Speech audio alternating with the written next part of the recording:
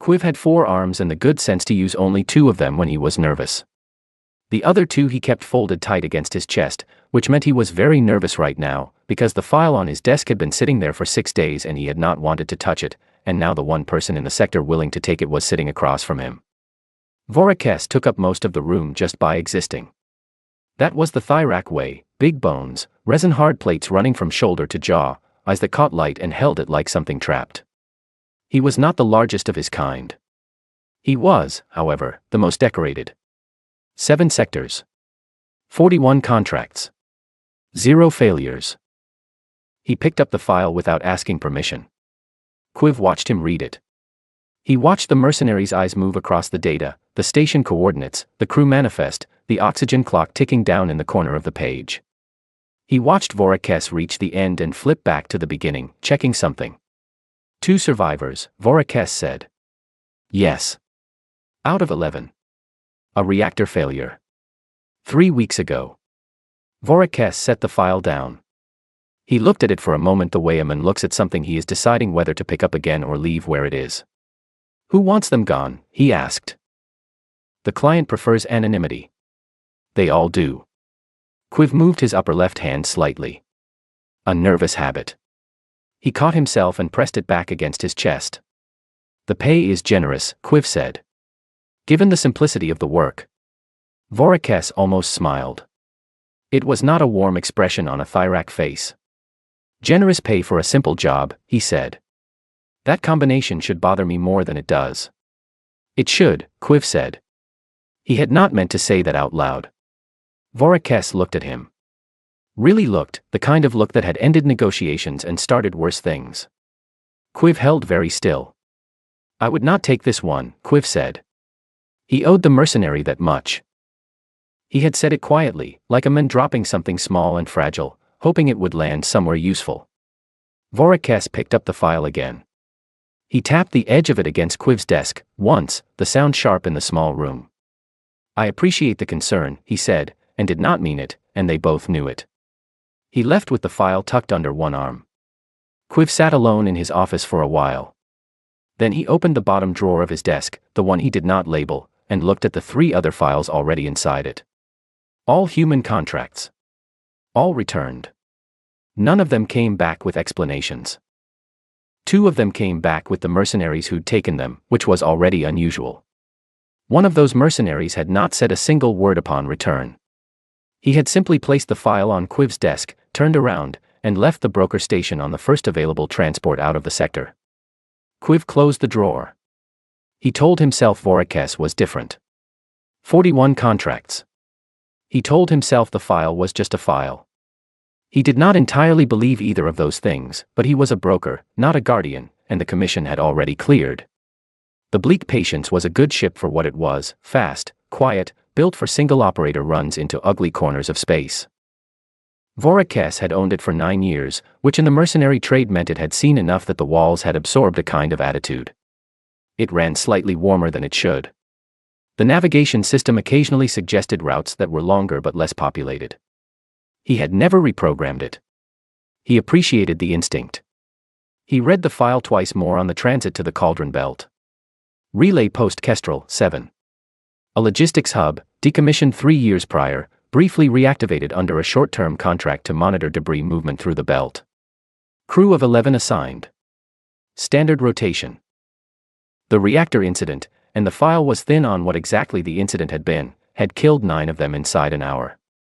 The 2 survivors had been broadcasting on a distress frequency that the file noted was no longer actively monitored by any nearby station. That detail sat with him.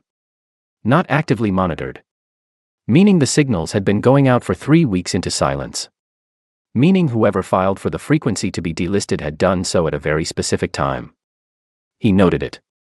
He did not have enough information yet to know what shape it fit into. The 2 survivors were listed by name. Garin Voss, male, 34, station maintenance engineer. No prior flag on record, no military notation, nothing unusual. Work history across 4 different outer rim postings, all infrastructure, all civilian. A man who fixed things for a living. Lena Dre, female, 29, systems analyst. Civilian contractor, short-term placement. One prior posting on a communications relay in the hate system. Clean record. Vorakes read their profiles the way a craftsman reads a job brief, looking for complications, looking for the thing the client had not mentioned because clients never mentioned the thing that mattered. He found nothing. That, too, he noted. The cauldron belt appeared on his navigation screen as a slow brown smear across the star field, debris from a planetary breakup so old that no living species had seen it happen. The chunks ranged from dust to mountains. Navigation inside required constant manual correction. Standard sensors got confused by the metallic composition of the larger pieces. It was, in other words, a perfect place to strand something and wait for it to die. He engaged manual control and brought the bleak patience in slow. The station appeared on visual after 40 minutes of threading through the outer debris, small, dark, running on minimal power. One docking collar showed active magnetic lock. The distress beacon pulsed on a secondary frequency, weak and steady, like a heartbeat that had given up expecting an answer. He sat outside the docking range for 3 minutes. This was not procedure. He did not have a procedure for this. He had 41 contracts and none of them had made him want to sit outside and look at the target for 3 minutes before moving in. The station looked dead. Looked being the operative word. He thought about Quiv's face. The two folded arms. The way he had said, "I would not take this one," like a man pushing a single coin across a table, everything he had, and not enough. Vorakes engaged the docking clamp. He set his weapon to stun. He was a professional. He would make it clean, make it fast, make it the kind of ending that two stranded people in a dying station deserved, quick, and without theater. He ran through the contract terms one more time in his head. Board. Locate. Eliminate. Confirm. Exit. 5 steps. He had done it 41 times. He pulled on his gear. The docking collar sealed against Kestrel 7's hull with a sound like a sigh, low, hollow, faintly wrong in a way he could not name yet. The airlock cycled. The station air came in, and it was breathable, and it was warm, and it smelled like metal and something that had been burning slowly for a very long time. He stepped inside. The corridor was dark except for the floor-level emergency strips, running orange-red along the base of the walls. Everything was still. No sound except the low mechanical breathing of a station running on its last reserves. He took 6 steps. He stopped. Something was not right about the air. Not the oxygen content, a different kind of not right. The kind that lived just under the skin of a place, in the temperature of the walls, in the angle of the shadows. He had felt this before on exactly 2 contracts. Both of those times, he had been right to feel it. He raised his weapon and moved forward, and somewhere deep inside the walls of Kestrel 7, something that was not a wall moved with him. The first trap was in Corridor 7. Vorakes found it because he was looking, because the air in this station had a particular quality to it that he had learned, in 41 contracts, to respect. A repurposed coolant line, stripped from its housing and run along the base of the wall behind a loose panel. The trigger was a pressure plate set into the floor grating, thin enough that a person walking normally would not feel it flex. A person walking carefully, testing each step, would. He disarmed it in 40 seconds. Clean work, whoever had built it knew what they were doing. He filed that away. He moved deeper. Corridor 9 had the second trap. A wire, nearly invisible against the dark wall, running across a maintenance shaft at knee height. He found it because he was looking for it, which meant he almost missed what it was connected to. He traced the wire for 6 minutes. It ran through a gap in the wall plating, down through a conduit, and emerged 3 rooms away, connected to a broken coolant valve that had been carefully, deliberately, half-repaired. Not fixed. Positioned. If the wire had been triggered, the valve would have released. Coolant under pressure. In a sealed corridor. He disconnected it at the source. 2 traps. Both sophisticated. Both built from station components that had no business being used this way by a maintenance engineer and a systems analyst with no combat record between them. He did not find the 3rd trap. He would not find it for another hour, and by then it would be too late to matter. Lena was in the control room, which was the only room on Kestrel 7 with a door that locked from the inside and a direct line to the one functioning camera. The camera covered Corridor 4, the main approach to the control room. Garin had left it running on purpose. Not to monitor the station. To give Vorakes something to find. She watched the mercenary's shape move through the corridor on her screen. He was enormous. She had expected that. The file Garen had pulled from the station's old crew manifest had included a Thyrax species profile, but knowing something and watching it move through your walls were different categories of experience. Her hands were shaking. She let them shake. Shaking hands still typed. She was building a map on her terminal, not of where Vorakes was, but of where he was not looking. Every time the camera caught him pausing, she noted what his head was turned toward, and then she noted the opposite direction, and she added that to the map. This had been Garen's idea. He had explained it to her on day 2, after the reactor had killed the others and before either of them had fully understood that no rescue was coming. He had said it very calmly, which at the time had frightened her more than the reactor had. If someone comes to finish the job, he had said, they'll be good at this. So we don't fight them at what they're good at. We fight them at what they haven't seen yet. She had asked him what that meant. He had looked around the station, at the walls, at the vents, at the floor grating, at the pipes running overhead, with the expression of a man reading a language he was born knowing. This place, he had said. This is what they haven't seen yet. Garen was in the walls. Not in any metaphorical sense. He was physically inside the maintenance crawlspace network that ran through every section of Kestrel 7 like a second skeleton, narrow passages meant for automated repair drones, wide enough for a human to move through on hands and knees if the human had spent 3 weeks learning exactly which sections to avoid because the drone rails were sharp, which junctions had working sensors and which had been dead since the reactor incident, and which shafts ran directly above the primary corridors. Without making a sound if you moved slowly enough. He had no gun. He had burned the last ammunition 11 days ago on something that had come in through the debris field, a Grethak scout vessel, unmanned, but not empty. He did not think about those 11 days often. He thought about them when he needed to remember what the alternative to planning felt like. What he had instead of a gun was a length of structural pipe, a clear map of every inch of the station in his head, and 3 weeks of something that was not exactly grief and not exactly rage but lived in the same territory as both. He moved through the shaft above Corridor 11, which was where his map told him the mercenary would be in approximately 4 minutes, based on the route Lena was feeding him through the earpiece she had rigged from a broken communications unit. She said, very quietly, he disarmed both of them. Good, Garen said. Good. Means he's careful. Careful is predictable. She was quiet for a moment. Then, he's heading toward the junction. Garen adjusted his route. He moved left at the next fork, which was a 2-foot shuffle sideways in a space that did not encourage sideways movement, and he made no noise doing it, and he breathed slow, and he waited. Below him, he heard the mercenary's footsteps, heavy, measured, professional.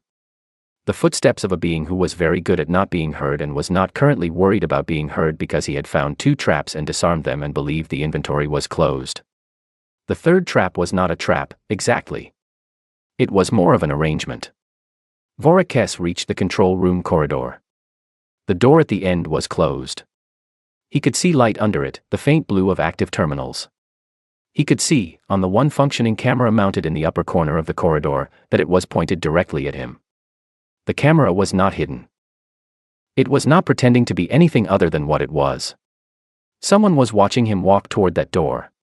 He respected the honesty of it. He moved to the door, bypassed the lock, a standard model, 20 seconds of work, and stepped inside. The woman was sitting at the terminal. She was not armed. She was young, dark-eyed, and she had clearly been crying at some point in the recent past, though she was not crying now.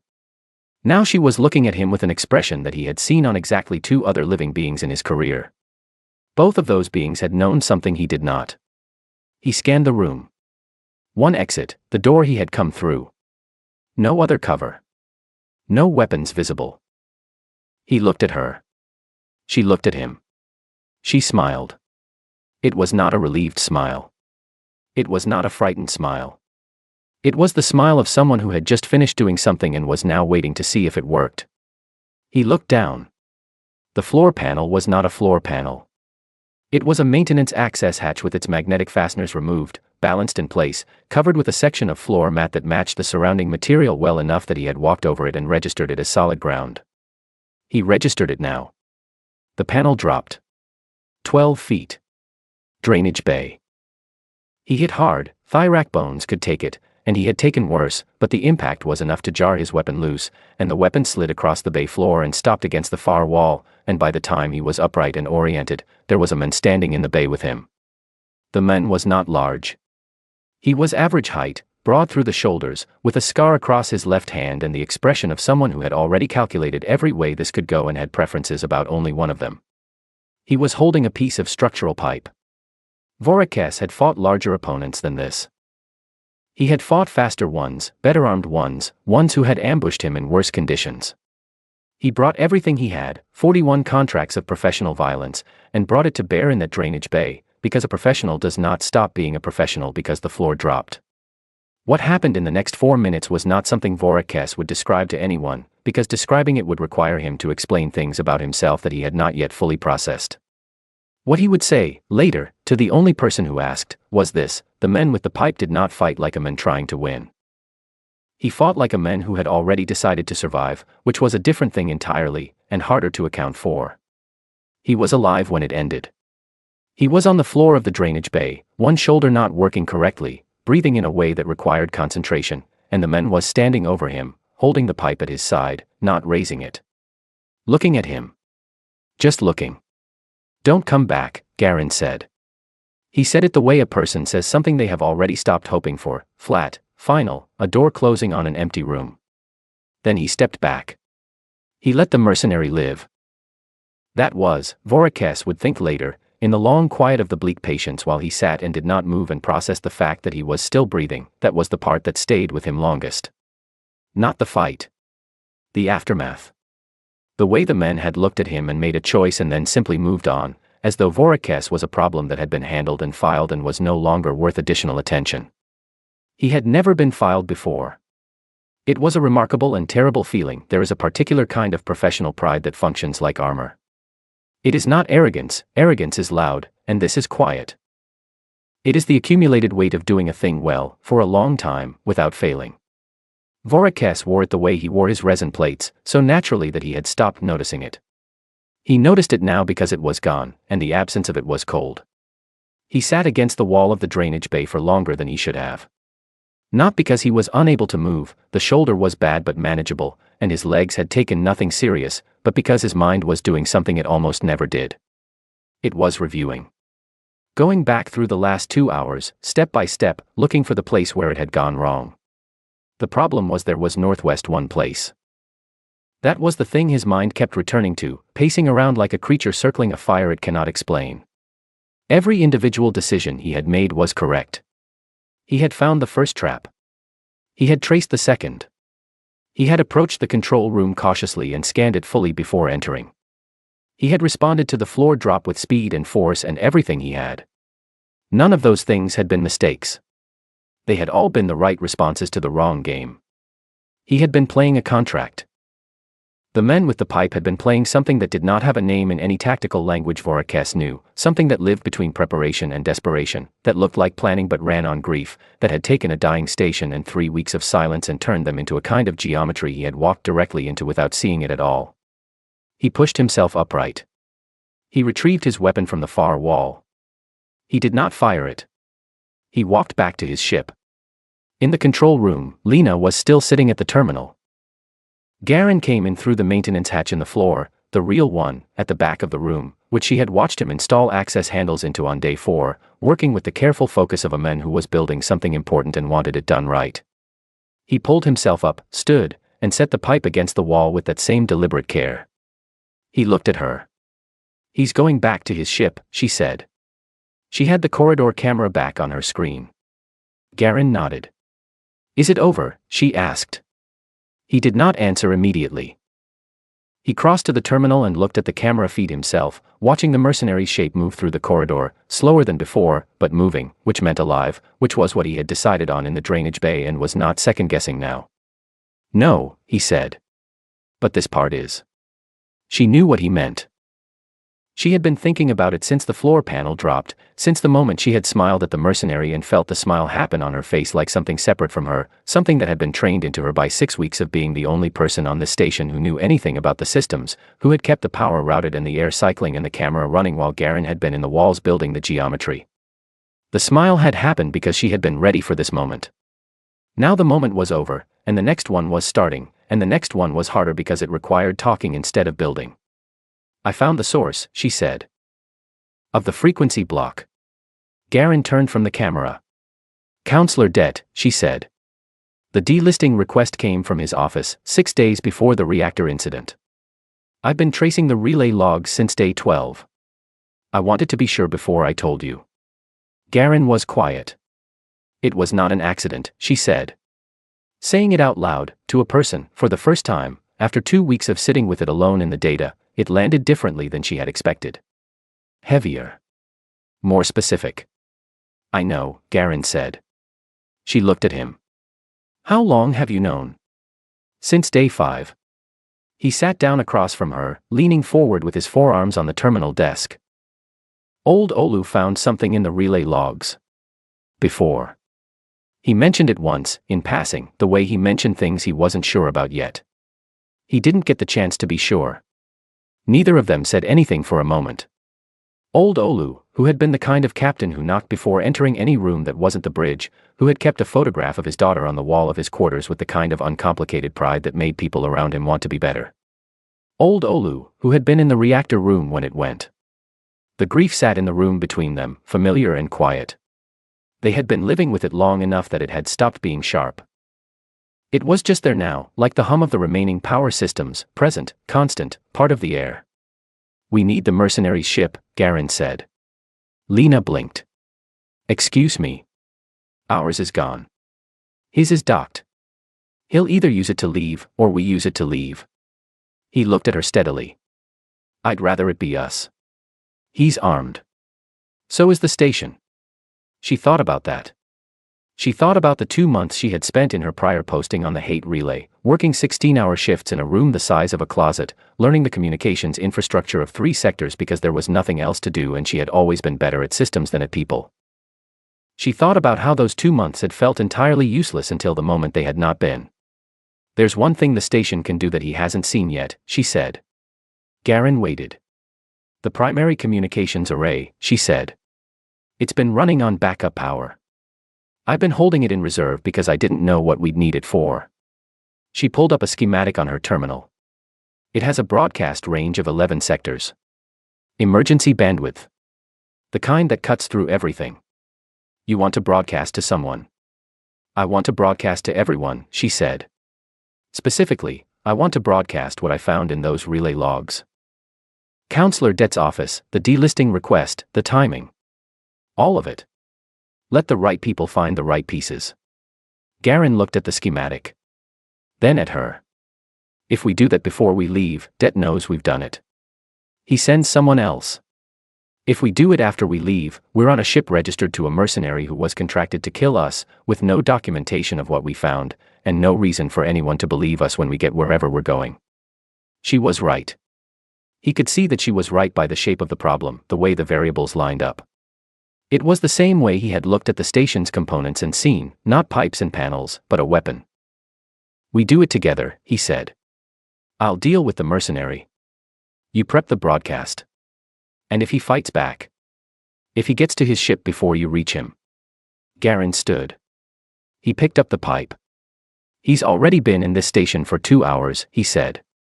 He hasn't been comfortable since he walked through that door. Going back to his ship doesn't fix that. Whatever he's feeling right now, he needs time to sit with it. He paused. I'll give him enough time. Lena looked at him. She thought about asking what he meant. She decided, as she had been deciding about many things for the past 3 weeks, to trust the geometry of it. She turned to the terminal and started building the broadcast. The bleak patience felt different when Vorakes stepped back inside it. Not physically different, same warm walls, same slightly too cautious navigation system, same low hum of engines on standby. But there is a way that a space a person has always felt safe and can feel rearranged when the person inside it has changed, and Vorakes sat in the pilot's seat and felt rearranged. He looked at the docking clamp indicator. Still sealed. He could release it. He could be out of the debris field in 40 minutes and back in open space, and he could file the contract as failed, the first failure in 41 contracts, and absorb the financial penalty and the professional reputation hit and go find the next job. He sat with the indicator lit up on his console. He thought about Quiv's face. He thought about the men with the pipe, standing over him in the drainage bay, making the choice not to finish it. He thought about the word easy, and what it had meant when the broker had used it, and what it meant now, and the distance between those two meanings, which was not a distance he could measure in any unit he knew. The docking clamp indicator stayed lit. He was still sitting there, very still, when he heard the airlock cycle. 2 people. One with a pipe. One with a data drive in her hand, eyes steady, shaking stopped, done being frightened and into something harder and more durable on the other side of it. Garen set the pipe against the cockpit wall. Carefully. The same way he set it down every time. Lena held up the data drive. "We need to talk," she said. "And then we need your ship." Vorakes looked at them for a long moment. Then he looked at the data drive. Then back at them. "Tell me what's on it," he said. So she did. Lena talked for 40 minutes. She pulled up the data on her drive and walked Vorakes through it the way she had taught herself to present system analyses during her time on the hate relay. Start at the beginning, follow the line, do not editorialize, let the structure speak. The structure here was damning enough that it did not need help. 6 weeks before the reactor incident on Kestrel 7, Counselor Det's office had filed a routine administrative request to reroute the station's primary distress frequency to a low-priority monitoring queue. The request cited frequency congestion in the Cauldron Belt sector as justification, which was accurate enough to pass automated review and specific enough to have been written by someone who understood the review process. 3 weeks later, the reactor went. Of the 11 crew members, 9 died in the initial event. The 2 survivors broadcast on the rerouted frequency for 3 weeks into a monitoring queue that had no active watchers. The silence was not an accident of circumstance.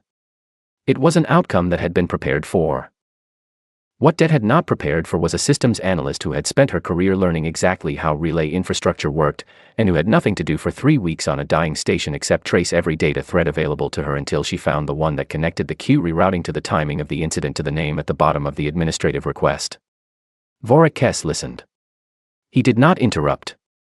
He sat in the pilot's seat with the same stillness he had brought to the drainage bay floor, the specific stillness of a being processing information that changes the shape of everything around it. When she finished, he was quiet for a long time. "What was in the relay logs?" he asked. "The content. What were you transmitting that made him want the station gone?" Lena and Garen looked at each other. "Old Olu found it first," Garen said. "Fragments of a closed-channel communication that the relay equipment had been recording without anyone realizing, equipment malfunction, wrong settings from the previous posting. 6 months of Det's private communications on a channel he believed was unmonitored. What was in them?" "Enough," Lena said. "Enough that if the right people saw them, Det's position in the council would be the least of his problems." Vorakes absorbed that. He looked at Garen. The man was watching him with the same expression he had worn in the drainage bay, patient, settled, already ahead of the conversation in some way that was not arrogance but something quieter. The expression of a person who has made his peace with the worst possible outcome and is now simply waiting to see which outcome actually arrives. "The broadcast," Vorakes said. "You said you were prepping one." "Before we left the station," Lena said. 11 sectors. Emergency bandwidth. The relay logs, the rerouting request, the timing, all of it, routed to every major news terminal and council oversight office in range. You sent it already. 3 hours ago. While you were sitting in your ship. He almost smiled. There it was again, the geometry. The part he had not seen, built quietly while he was sitting with the part he thought was the whole thing. Det will know by now, he said. Yes. He'll send someone else. He'll try, Garen said. The difference is that now the broadcast is out there. Anyone he sends has to weigh whether finishing the job is worth the attention it draws. Some people don't weigh that. Some people, Garen agreed. He did not say anything else. He did not need to. Vorakes looked at the pipe, still leaning against his cockpit wall. He thought about what it had felt like in the drainage bay, not the impact, not the mechanics of the fight, but the quality of it. The sense, at no point during those 4 minutes, of having found the ceiling of what he was up against. He was good at finding ceilings. He had always known, in every fight, the exact dimensions of the space he was working in. In the drainage bay, the space had kept expanding, and he had kept adjusting, and the adjustments had kept being wrong, and that wrongness had not come from any single thing the men had done but from the cumulative weight of 3 weeks of someone who had nothing left to lose deciding how to use what remained. He had not known how to account for that. He still did not. He opened a communications channel. Quiv answered on the third signal. His upper left arm was doing the nervous thing, visible even on the small screen. "You warned me," Vorakes said. "I did," Quiv said. "Why didn't you tell me more?" The pause that followed was long. Long enough to have history inside it, other files, other mercenaries, other contracts that had come back to Quiv's desk in ways that were hard to describe to someone who had not held them. "Would you have believed me?" Quiv asked. Vorakes looked at Garen. At the scar on his left hand, which was visible now, resting on the edge of the co-pilot console. He looked at Lena, who had stopped shaking days ago, apparently, and had crossed to the other side of whatever shaking had been protecting her from, and was now simply present in the room with a clarity that was its own kind of weight. "No," Vorakes said. "I would not have." "No," Quiv agreed. He closed the channel. For a while, the three of them sat in the cockpit of the bleak Patience without speaking. The cauldron belt drifted past the forward windows in its slow, ancient way, debris older than any of their species, patient in the way that things with no awareness of time can be patient. Vorakes pulled up his contractor's network terminal. It was a private system, broker-level access, the kind that allowed mercenaries to file countercontracts and bounty registrations through official channels with full authentication. He opened a new filing. Target, Counselor Debt. Category, High-Value Contract. Justification, complicity in the deaths of 9 civilian crew members, Relay Post Kestrel 7.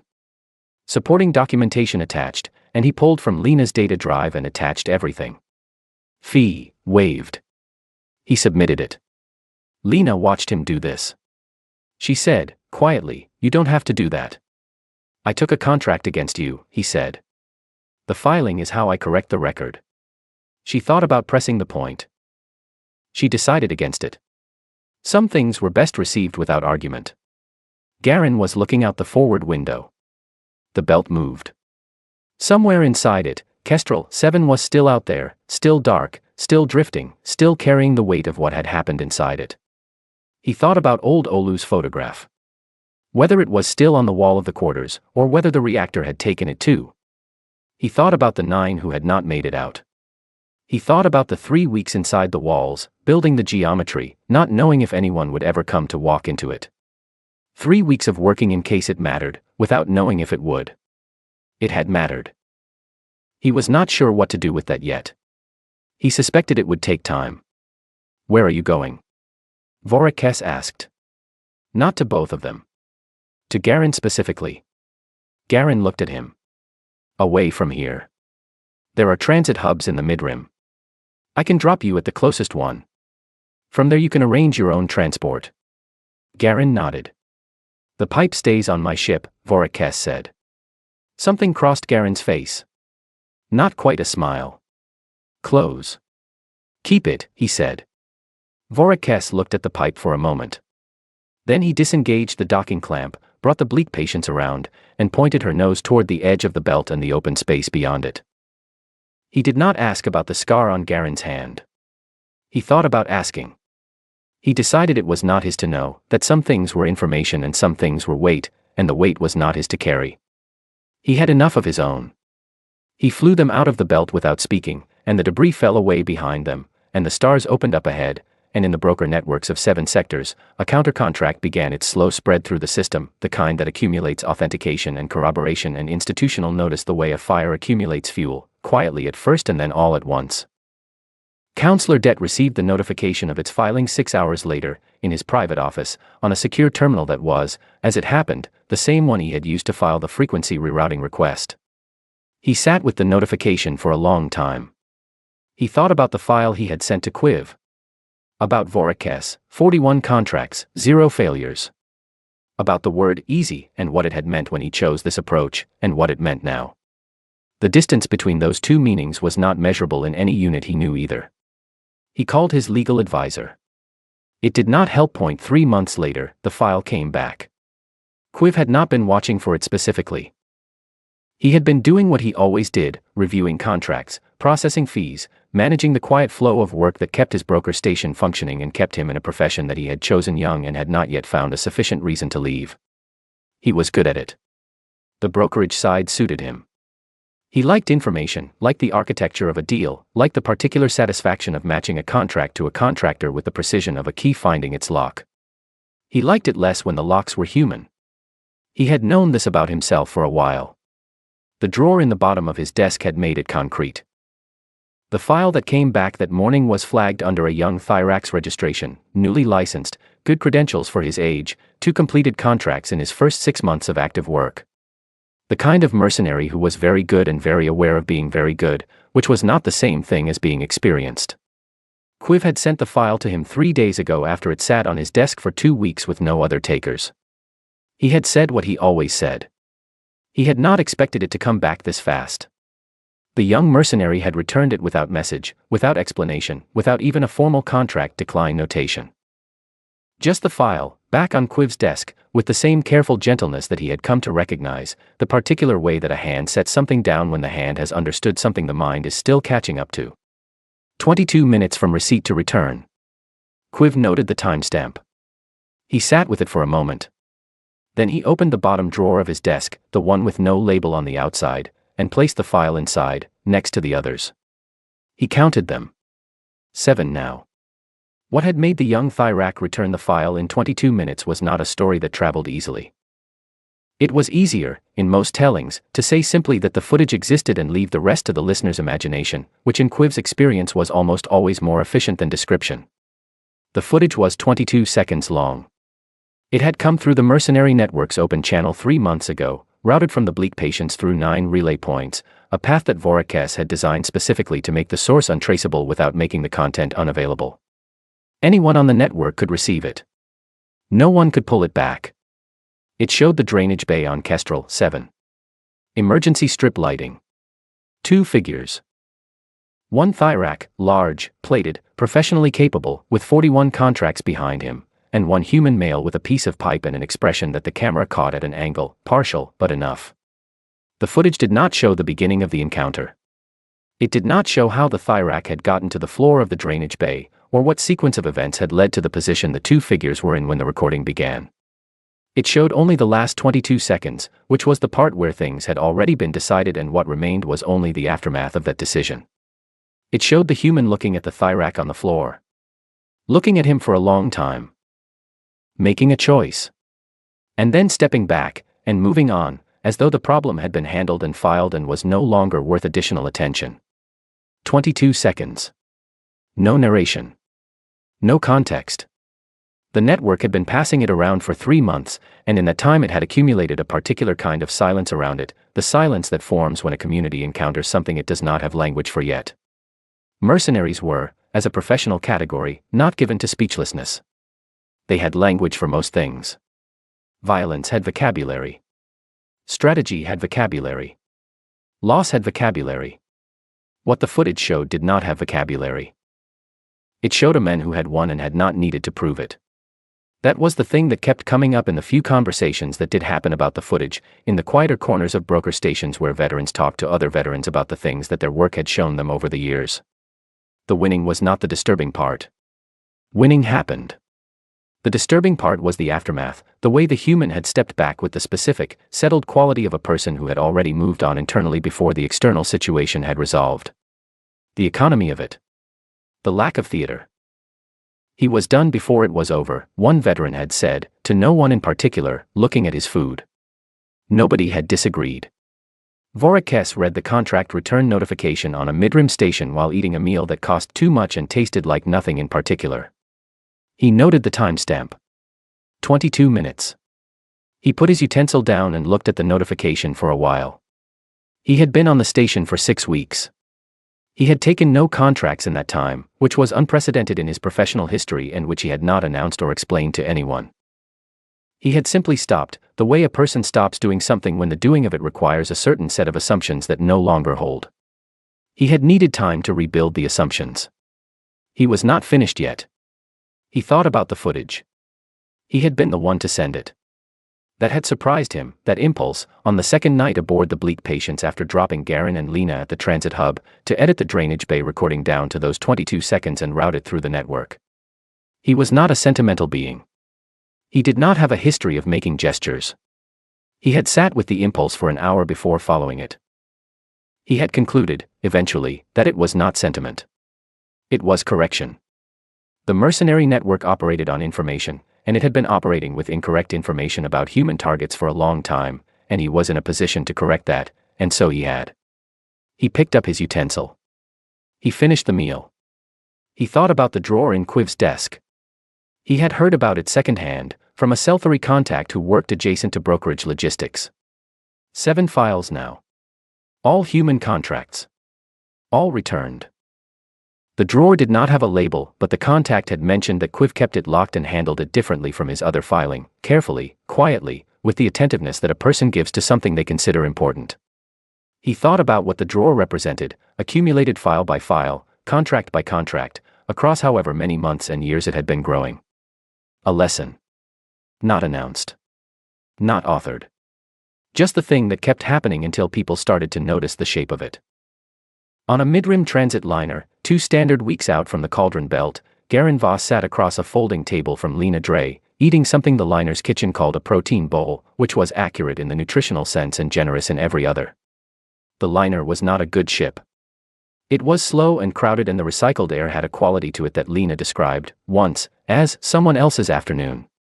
But it was moving, and it was warm, and neither of them was in the walls of a dying station anymore, which was a comparison that made most other discomforts easy to absorb.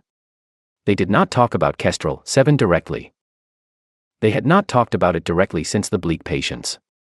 This was not avoidance, it was the natural behavior of 2 people who had been through the same thing and had processed it in parallel for 3 weeks already and did not need to debrief each other because they had been there. They talked around it instead, which was its own kind of conversation. Lena asked him, once, quietly, about the scar on his left hand. She had been looking at it for 2 weeks, not asking, and she had finally run out of reasons not to. He looked at it. He turned it over, palm up, looking at the scar the way a person looks at an old address, familiar, placed, connected to something specific. "Old job," he said. She nodded. She did not ask again. The liner moved on.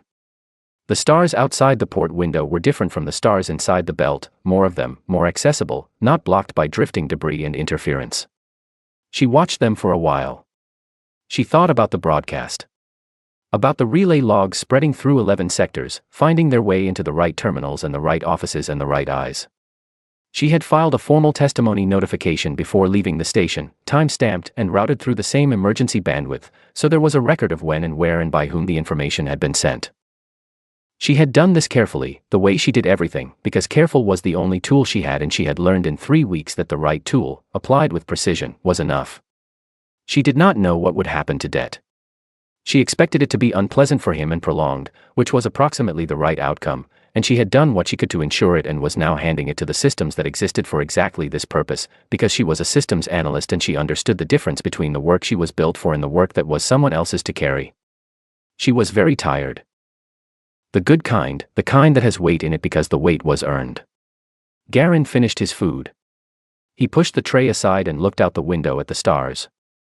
Somewhere behind them, in a broker station on the far side of the Cauldron Belt, a drawer filled slowly with returned files. Each one carefully set down. Each one a piece of information that someone had held briefly and understood and chosen not to carry further. The label on the drawer, scratched in 3 scripts, read, human.